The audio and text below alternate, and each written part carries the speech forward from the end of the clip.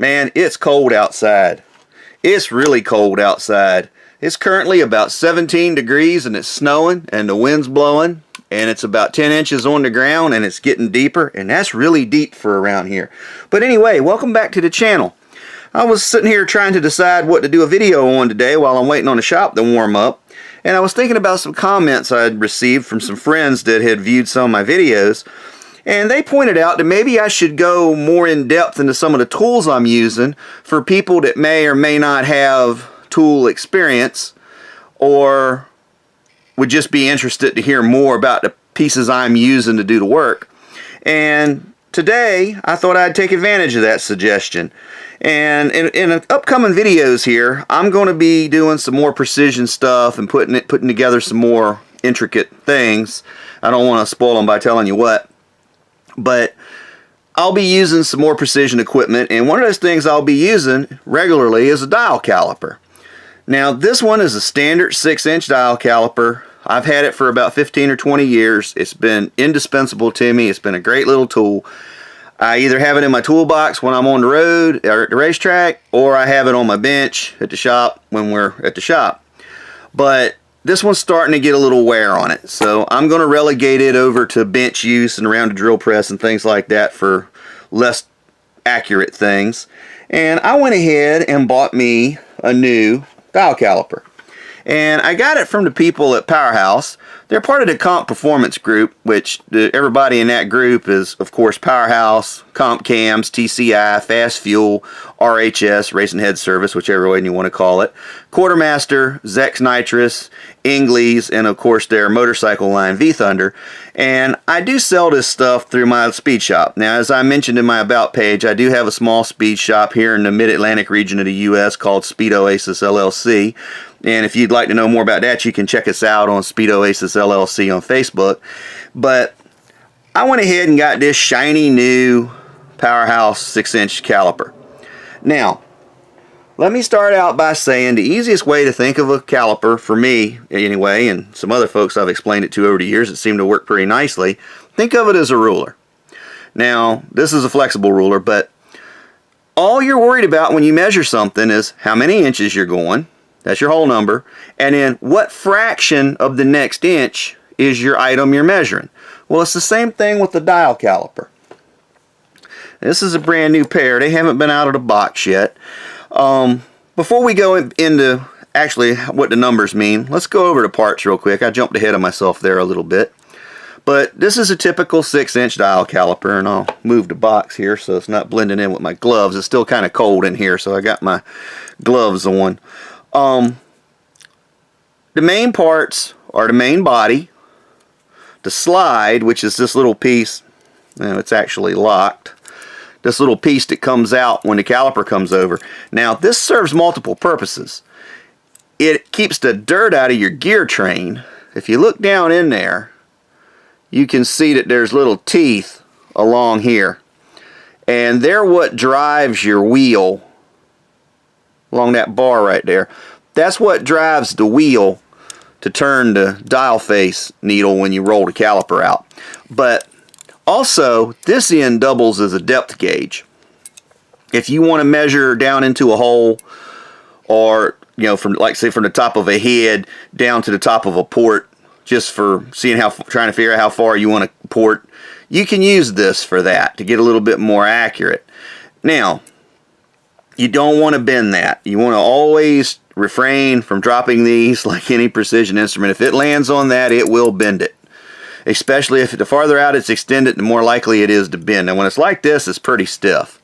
And this one actually, and I don't know if it'll show up. Yeah, it will. This one actually has a real thick back on it, and the cover's machined on, which is a very nice touch. It'll keep the dirt out of your gears, and it stiffens it a little bit, so it won't bend so easy. But it's still delicate. On this end, you have your slide lock, which keeps your slide from moving. If you tighten the screw up, it won't move.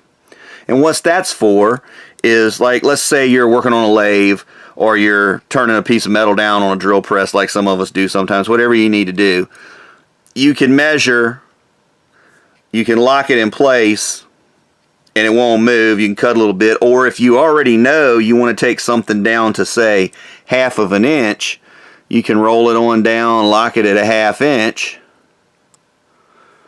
lock it in place, go back over to whatever you're machining on, and use it as a gauge to just drop over and see if you need to machine some more. And then if you aren't the size you need, you can always back it up, drop it down, measure it, and then you know how much you need to cut to get to where you want to get. But enough about that.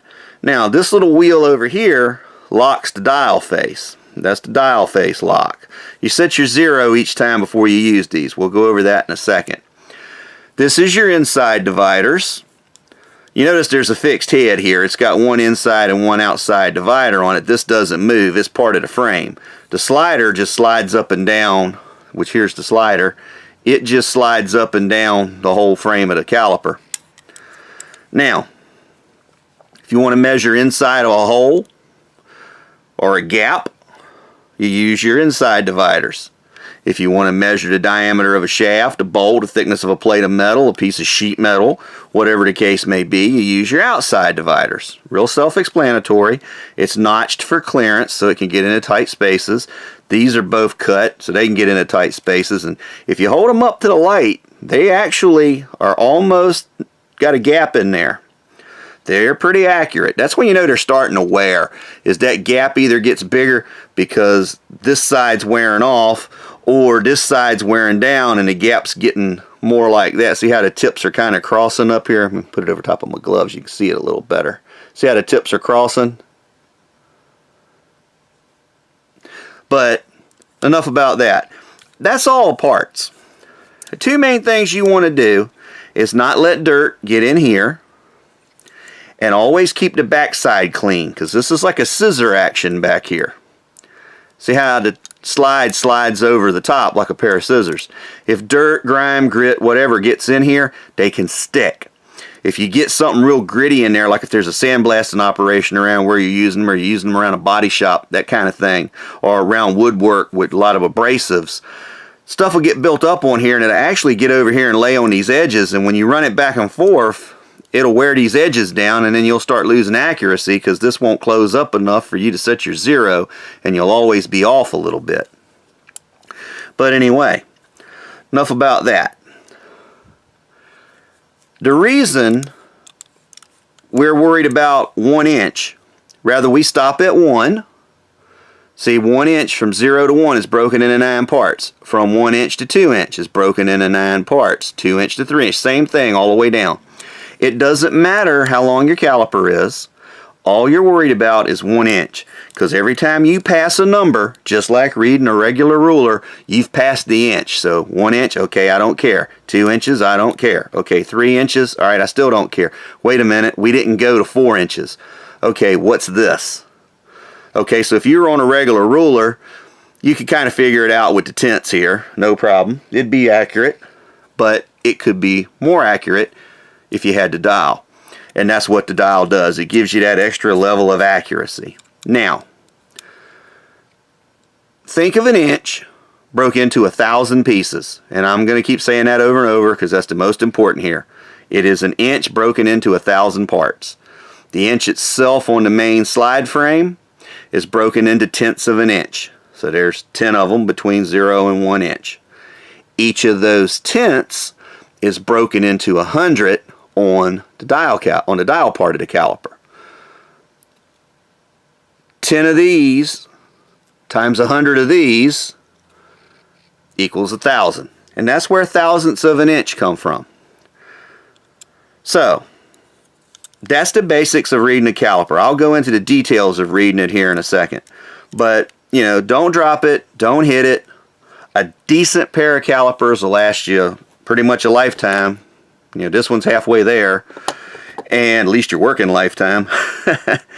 And they're just indispensable. And once you get used to having them around, you're sad if you're somewhere where they're not, if you're a tool guy. And, you know, most of us that mess with cars or do crafts or do woodwork, airplanes, boats, whatever, you know, we're tool guys because we have to be. It makes our job easier to ply our craft.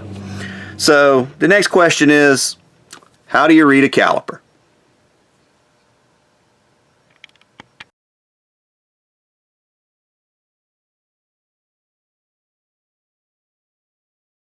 Alright, here's how you set your zero. As you can see, this thing's sitting on about 7 thousandths right now. You unlock this, open your caliper up. Now we've already cleaned them, but always make sure, and I can't stress this enough, always make sure your mating surfaces are clean in this back side back here. Alright, so go ahead and close it up. You don't have to slam it shut, just ease it up till it touches. You don't have to tighten it, you're not vice gripping something down, you just want the surfaces to touch. Now, you very carefully, and let me get closer to the lens here, you very carefully spin it on up to 0 and then relock your dial face. You're zeroed. Now this is a brand new pair of calipers, so there's probably some packing oil and stuff in there. So what I usually do is run them back and forth 3 or 4 times like this, and we're still on 0. So that tells us they are accurate once they're zeroed.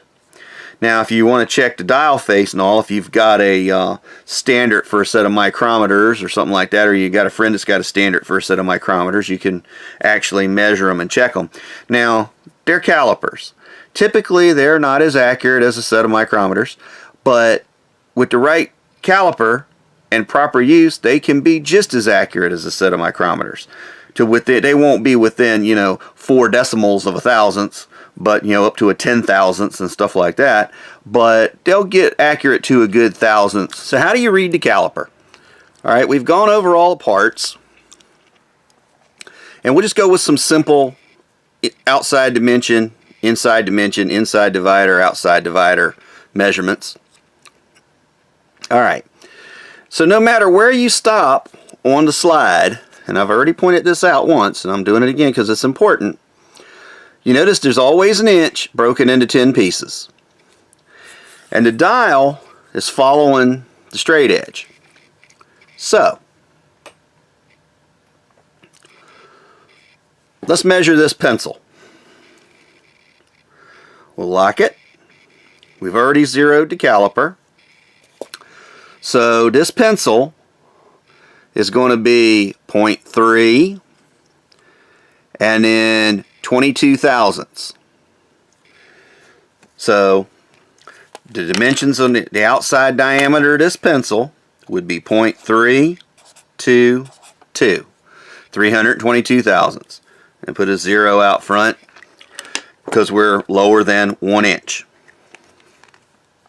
Alright, so unlock it. Let's do another outside dimension. Let's take this regular old roll of Scotch tape right here. That Scotch tape is at 8, but we didn't quite break the line to 9.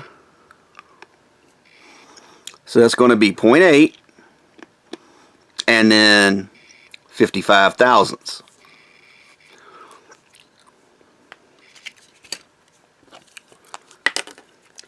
So 0.855. Let's do an inside dimension. Scotch tape has multiple sides to it here, so we use the inside divider side. Alright, let's lock it. Slide it out. We're on the 9. We're right up against the 9, but not quite to the line yet. And the dial is indicating that as we're sitting there at 93 thousandths.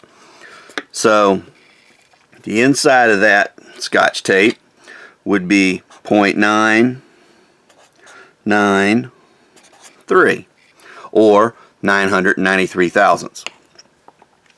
Now just for the sake of discussion, let's measure my cell phone so we can get something that's well over an inch. So we'll go almost full berth of the caliper here, and I'm just going to grab the otter box and we'll take what we get. Okay, so we're at 5 inches. We're past the 2, but we're not quite to the 3 again. So our dimension's going to be 5 inches, 0.2, and then what we got there, 86. So it'll be 5 inches, 286 thousandths is what my cell phone's OtterBox case measured out to. And that's how you read a caliper. It's all about the inch. Just remember the inch is broken into 10 pieces. The dial breaks each tenth into 100 pieces. And 10 times 100 is 1,000. If you found this helpful, or would like me to describe some other pieces of equipment, if I can put my hands on them and I know about them, I'll be glad to talk to you about them, tell you what I know. So here's a little B-roll of a 6-inch caliper hanging out with its 12-inch cousin. I've had the 12-inch one for a while. I primarily use it for measuring deck heights and pushrod lengths when I'm doing engine assembly. But I wanted to give you all an update on the 408 series. It will be returning soon. I've just needed some time to work on my stuff. I've had other responsibilities and obligations to take care of, but I have managed to get some videos out for everybody. And I'd like to go into some more detailed videos, and as my photography and editing gets better, the videos will get better. Anyway, if you found this video helpful, if there's something else you'd like me to put out here, like I always say, let me know. And if not, please comment, like, subscribe below. And until next time, thanks for watching. This is Fab Race Mod Repeat.